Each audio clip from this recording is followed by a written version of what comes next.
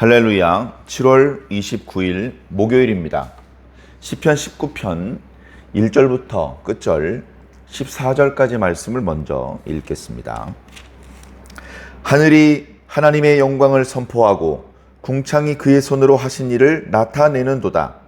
날은 날에게 말하고 밤은 밤에게 지식을 전하니 언어도 없고 말씀도 없으며 들리는 소리도 없으나 그의 소리가 온 땅에 통하고 그의 말씀이 세상 끝까지 이르도다. 하나님이 해를 위하여 하늘의 장막을 베푸셨도다. 해는 그의 신방에서 나오는 신랑과 같고 그의 길을 달리기 기뻐하는 장사 같아서 하늘 이 끝에서 나와서 하늘 저 끝까지 운행하며 그의 열기에서 피할 자가 없도다. 여호와의 율법은 완전하여 영혼을 소성시키며 여호와의 증거는 확실하여 우둔한 자를 지혜롭게 하며 여호와의 교훈은 정직하여 마음을 기쁘게 하고 여호와의 계명은 순결하여 눈을 밝게 하시도다. 여호와를 경외하는 도는 정결하여 영혼까지 이르고 여호와의 법도 진실하여 다 의로우니 금 곧 많은 금보다 더 사모할 것이며 꿀과 송이꿀보다 더 달도다. 또 주의 종이 이것으로 경고를 받고 이것을 지킴으로 상이 크니이다. 자기 허물을 능히 깨달을 자 누구리요? 나를 숨은 허물에서 벗어나게 하소서. 또 주의 종에게 고의로 죄를 짓지 말게 하사 그 죄가 나를 주장하지 못하게 하소서. 그리하면 내가 정직하여 큰 죄가에서 벗어나겠나이다. 나의 반석이시요 나의 구속자이신 여호와여, 나의 입의 말과 마음의 묵상이 주님 앞에 연락되기를 원하나이다. 아멘. 예, 아멘. 예, 정말 아멘입니다. 오늘 읽은 말씀도 익숙하죠? 유명한 시편입니다. 오늘 말씀의 시편은 하나님의 말씀 토라를 찬양하는 토라시입니다. 물론 그 내용에 보면 하나님을 찬양하는 찬양시의 모습도 좀 보이고 하나님께 간절히 기도를 드리는 탄원시의 모습도 조금은 보입니다. 그러나 전통적으로는 시편 1편 그리고 119편과 함께 토라시라고 그렇게 알려져 있는 시편입니다. 토라, 모세오경을 비롯해서 하나님의 율법을 보통은 토라 이렇게 이제 표현을 하는데요. 토라라고 하는 말의 원래 의미는 가르침입니다. 하나님의 말씀이죠. 그러니까 구약의 율법 또는 규례, 법도 그와 비슷한 다양한 표현들이 있는데요. 그것들은 결국은 뭐냐? 하나님의 말씀입니다. 과거에는요, 처음 신앙할 때는 율법을 부정적으로 생각을 했어요. 왜냐하면 사도 바울의 글을 읽으면서 율법 아래 있을 것이냐? 아니다. 우리는 은혜 아래 있을 것이다. 율법은 모세를 통해서 주셨지만 은혜와 진리는 예수 그리스도를 통해서 주셨으니까 우리는 말씀이 좋지 율법은 싫어 하면서 마치 율법은 말씀이 아닌 것처럼 그렇게 생각을 했던 적도 있습니다. 그러나 결코 그렇지 않죠. 율법도 하나님의 말씀입니다. 율법의 내용도 하나님의 은혜고요. 법을 지키면 구원을 받을 수 있다라는 것이 아니고 하나님의 은혜가 아니면 아무것도 할 수 없다라는 그런 핵심적인 주제를 담고 있는 것입니다. 그럼 사도 바울이 뭘 잘못 착각하고 잘못 말을 하는 것이냐? 그렇지 않죠. 사도 바울이 말하는 것은 율법 자체가 부정하다는 말을 하려는 것이 아니었고요. 그 율법의 뜻을 오해하여서 엉뚱한 신앙의 모습을 가지게 된 그런 율법주의에 대해서 경고한 것이죠. 오늘날 우리는 예수 복음을 믿고 있음에도 불구하고 우리의 죄의 속성은 이 복음조차도 율법주의로 그렇게 받아들이려는 그런 경향마저 없지 않습니다. 예배를 지켜야 되고 헌금을 해야 되고 당연히 예배도 지키고 헌금도 해야 되고 전도도 해야 되고 기도도 해야 되죠. 그러나 그것이 율법이 되어서는 아니 되는 것이죠. 사랑하는 성도 여러분, 오해가 없으시기를 바랍니다. 율법은, 하나님의 계명은 좋은 것입니다. 선한 것입니다. 우리가 그것을 죄의 속성을 가지고 있는 채 완전히 지키는 것은 불가능한 일인지도 모릅니다만, 그럼에도 불구하고 율법은 선하며 우리는 그 율법을 사랑하고 그것을 주신 것에 대해서 감사하고 그 율법이 가리키는 방향대로 살아야 하며, 결과적으로 그 율법의 모든 요구가 만족되기 위해서는 바로 예수 그리스도가 필요하다는 것을 명백히 깨달아야 될 줄로 믿습니다. 자, 오늘 말씀에 보면요, 참 시적이고 참 아름다운 그런 표현으로 하나님의 율법을 찬양하고 있습니다. 1절에 보니까 하늘이 하나님의 영광을 선포한다. 하나님의 영광, 이제 이것이 담고 있는 것이 결국 말씀입니다. 하나님의 영광, 말씀 속에 담겨져 있는 거잖아요. 자, 말씀은 어떻게 선포가 되느냐? 선지자나 사도나 예수님이나 오늘날로 말하면 목사님이 이렇게 강단에서 외쳐주셔야 그게 말씀이다. 아니요. 인간의 도움을 받지 않고요. 저 위에 저 하늘이 하나님의 존재를 드러내 보여주고 있는 것입니다. 저 바다가, 저 광활한 대지가, 저 저항할 수 없는 태풍이 하나님의 존재를 보여주는 것이죠. 야, 하나님께서는 이 모든 것들을 만드셨는데, 하나님께서는 이 모든 것들보다 크고 이 모든 것들보다 강하신 분이로구나. 이 모든 것들이 수천 년에 걸쳐서 아무 충돌 없이 조화롭게 운영이 된 것을 보니 하나님의 지혜는 측량이 불가하구나. 그런 것들을 우리는 깨닫습니다. 물론 죄의 눈으로는 보이지 않죠. 돈의 욕심에 눈이 어두워진 사람은 산을 보면 다 파헤치고 깎아서 개발을 해가지고 돈 벌 생각만 합니다. 그걸 보존하고 그 산이 거기 있음으로써 얻게 될 유익, 그런 건 생각하지 않죠. 당장 내가 돈을 벌어야 되는 것이죠. 죄의 눈으로 세상을 보면 절대 하나님을 발견할 수 없습니다. 그러나 믿음의 눈으로 세상을 바라보면 온 세상이 성경책이죠. 온 세상이 하나님을 보여주고 있습니다. 자, 궁창이 그의 손으로 하신 일을 나타내는도다. 이것을 찾아낼 수 있고 발견할 수 있는 그런 감각이 있다면 얼마나 행복하겠습니까? 날은 날에게 말하고 밤은 밤에게 지식을 전하도다. 하나님께서 만드셨다. 하나님께서는 좋은 분이다. 하나님께서는 지금도 살아계시다. 하나님께서는 지금도 이 모든 것들을 운행하고 있다. 하나님께서는 이 모든 것들을 바로 사람들을 위하여 만드셨다. 그렇게 이야기하고 있는 것이죠.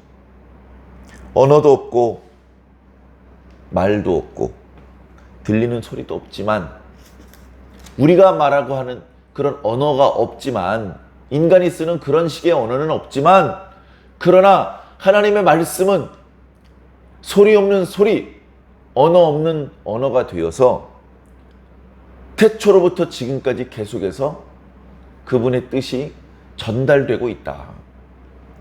4절에 그의 소리가 온 땅에 통하고 그의 말씀이 세상 끝까지 이르도다. 말씀이 통하지 않는 곳은 없죠.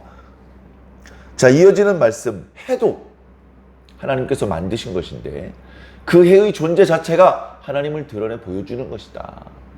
해를 신이라고 생각하는 자는 어리석은 자일 뿐이다. 하나님께서는 낮의 해를 그 정해진 길을 달리게 하시다가 밤이 되면 하나님께서 잠시 쉬게 하기 위해서 장막을 펼쳐주시는 분이다.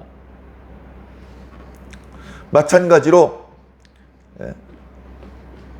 하늘 이 끝에서 나와서 하늘 저 끝까지 운행함이 그의 열기에서 피할 자가 없도다.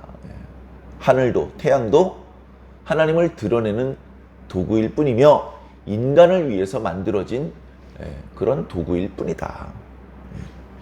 자, 이어지는 7절부터의 말씀은 직접적으로 하나님의 말씀을 찬양하고 있죠. 여호와의 율법은 완전하다. 그래서 우리의 영혼을 새롭게 해 주신다. 여호와의 증거는 확실하다. 그래서 잘 속는 사람을 지혜롭게 만드신다. 여호와의 교훈은 정직하다. 이 말이 진실이야, 거짓이야. 이야기를 들으면서도 신경을 곤두 세워야 되고 피곤합니다. 거짓말 잘하는 사람이랑 이야기하는 것은 아주 피곤한 일입니다. 그런데 하나님의 교훈은 정직하기 때문에 우리는 그렇게 나를 세울 필요가 없습니다. 기쁜 마음으로 말씀을 듣기만 하면 되는 것이죠. 여호와의 계명은 순결하여 눈을 맑게 하시도다. 우리의 눈이요 맑아져야 됩니다. 이게 시력이 좋아져야 된다는 말씀을 드리는 것이 아니고요. 우리의 눈 앞에 예를 들어서 파란색 색안경을 끼우고 보면 다 파랗게 보입니다. 있는 그대로 볼 수가 없죠. 돈의 욕심이라는 선글라스를 끼면 만물이 다 파헤쳐 먹어야 될 그런 대상으로만 보이는 것뿐입니다. 그런 모든 잘못된 선글라스, 선입견, 잘못된 가치관 이런 것들을 다 걷어내야 되죠. 그런 어떤 불필요한 선글라스가 없는 것이 바로 하나님의 계명입니다. 그 계명은 순결하기 때문에 우리의 눈을 밝게 있는 그대로 볼 수 있게 해 주시는 것이죠. 여호와를 경외하는 도는 정결하여 조금 있다 사라지는 것이 아니고 영원까지 이르고 여호와의 법도는 진실하여 다 의로우니 순금보다 우리가 더 사모해야 될 것이며 송이꿀보다도 훨씬 달콤한 우리에게 즐거움을 주는 말씀인 것입니다. 자, 이제 11절부터는 이 말씀, 하나님의 말씀이 얼마나 아름다운지 깨달은 의인이 하나님 앞에 간구하는 내용인데요. 간구의 내용은 뭐 이런 겁니다. 용서해 달라는 것과 보호해 달라는 것입니다. 제가 이미 저지른 죄가 있다면 용서해 주시고 앞으로는 이런 죄를 짓지 않도록 지켜 주시옵소서. 보호해 주시옵소서. 자, 11절입니다. 주의 종이 이것으로 경고를 받고 이것이 하나님께서 싫어하시는 것이구나. 하나님께서 싫어하시는 이런 길을 계속 걸어가다 보면 멸망을 당할 수밖에 없구나. 그런 말씀이 나에게 경고를 줍니다. 경각심을 심어줍니다. 주의를 주는 것이죠. 야, 정신 차려. 더는 엉뚱한 데로 가면 안 돼. 그렇게 나를 일깨워 주는 것이죠. 그래서 말씀을 지킵니다. 이제 정신을 차리고. 그랬더니 상을 받습니다. 하나님은요 자신을 찾는 사람들을 상 주시는 분이라는 것을 우리가 꼭 기억해야 됩니다. 자, 그 다음에 12절에 자기 허물을 스스로 깨달을 자가 누가 있느냐? 없다. 어떻게 깨닫습니까? 말씀이라고 하는 거울에 자신을 비추어 보여야 된다. 어이쿠, 얼굴에 숯검정이 묻었네. 머리가 들떴네. 단추를 어긋나게 끼웠네. 얼른 잘 못 느끼던 것을 거울을 보면 순식간에 깨닫게 되는 것처럼 하나님의 말씀을 통해서 자신에게 허물이 있다는 것을 깨닫게 되는 것이죠. 나를 숨은 허물에서 벗어나게 하소서. 허물들은 숨어 있습니다. 우리가 잘 느끼지 못하고 깨닫지 못합니다. 죄를 짓고 실수와 범죄를 저지르고 있음에도 잘 못 느낄 때가 많아요. 말씀의 거울에 그것을 비추어 보아 깨닫게 하시고 그런 숨을 허물을 더 이상 저지르지 않을 수 있도록 지켜주시옵소서. 13절 주의 종에게 고의로 죄를 짓지 말게 하여 주시옵소서. 알고도 죄를 짓는 것은요 속죄 제사로도 용서받지 못합니다. 속죄 제사는요 알지 못하고 저지른 죄에 대해서 그것이 죄라는 것을 나중에 깨달았을 때 하나님께 회개하고 용서받기 위한 죄입니다. 의도적이고 계획적인 범행은 용서받기가 어렵습니다. 그런 죄를 짓지 말게 하여 주시옵소서. 어떻게? 말씀으로, 말씀의 지혜와 능력으로 그 죄가 나를 주장하지 못하게 하여 주시옵소서. 이게 참 지혜로운 것이죠. 죄를 한번 저지르면 내가 죄를 저지르는 것 같지만 죄를 일단 한번 저지르고 나면 그 다음부터는 죄가 나를 주장하게 됩니다. 죄가 나를 지배하게 됩니다. 죄가 죄를 짓게 만드는 것이죠. 내 의지와 상관없이 죄를 지어야 되는 상황이 발생하는 것입니다. 그렇게 되는 것을 원하지 않습니다. 말씀의 능력으로 막아주시옵소서. 저를 정직하게 하셔서 큰 죄과에서 벗어나게 하여 주시옵소서. 그러면서 마지막으로 나의 반석이시요 나의 구속자이신 여호와여, 나의 입의 말과 나의 마음의 묵상이 주님 앞에 연락되기를 바랍니다. 기도드리는 순간만, 하나님 앞에 이쁜 말을 하는 순간만 하나님께서 들으십시오. 나머지 시간에 하는 말은 듣지 말아주세요. 왜냐하면 범죄가 가득한 말이거든요. 더러운 말, 죄가 가득한 말이거든요. 그런 말은 하나님께서 듣지 마시고 기억하지 말아주시옵소서. 우리가 불의하고 늘 실수가 많기 때문에 어쩌면 그렇게 기도해야 될 것 같은데, 오늘 하나님 앞에 기도하고 있는 이 의인은 아니요, 내 모든 말, 하나님께 예배를 드리는 순간에 드렸던 말뿐 아니고 내 일상에 내가 하는 모든 말도 하나님께 들리기를 원합니다. 그뿐만이 아니라 말로 내뱉지 않은 내 마음속의 모든 사정까지도 하나님께 연락되기를 원합니다. 어떻게 이렇게 기도할 수 있죠? 정말로 이 기도대로 됐다가는 우리는 상보다는 벌을 많이 받게 되는 것 아닌가요? 이렇게 기도하는 것은 하나님께서 말씀으로 나를 지배하여 주시면 가능합니다. 말씀의 능력이 내가 거짓되게, 내가 하나님 앞에 죄를 짓고 허물진 삶을 살지 못하도록 지켜주시면 가능합니다. 하나님, 저를 지켜주시옵소서. 그런 다음에 저의 모든 말과 저의 모든 마음의 생각이 하나님께 연락되게 하여 주시옵소서. 우리는 사실 하나님께 더 가까이 나아가야 됩니다. 우리는 하나님과 하나가 되어야 됩니다. 그러기 위해서는 당연히 우리의 모든 말이 하나님 귀에 들려야 되고, 심지어 우리 마음의 생각까지도 하나님께 연락되어야 되죠. 우리 속에 아직 깨끗해지지 못한 부분이 있기 때문에 자꾸 뒷걸음질 치면 점점 하나님과 거리가 멀어질 뿐입니다. 마귀는 그렇게 우리로 하여금 죄를 짓게 만들고 우리가 죄인이라는 것을 부각시켜서 하나님과 우리 사이를 이간질하고 있으니 그 마귀의 속임에 넘어가지 않으시기를 바랍니다. 죄인을 용서하시고 그 더러움을 깨끗게 하시며 그 고장난 부분을 고쳐주시는, 그렇게 씻어주시고 고쳐주셔서라도 우리와 하나가 되기를 원하시는, 우리를 사랑하시는 하나님의 그 크신 사랑과 은혜를 깨달으시기를 부탁을 드립니다.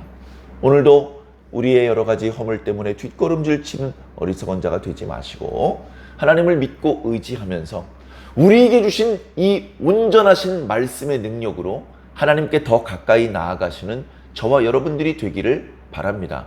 우리는 뒤로 물러가고 뒤로 물러가다가 벌을 받는 자가 아니라 앞으로 나아가고 앞으로 나아가서 상을 받는 자가 되셔야 됩니다.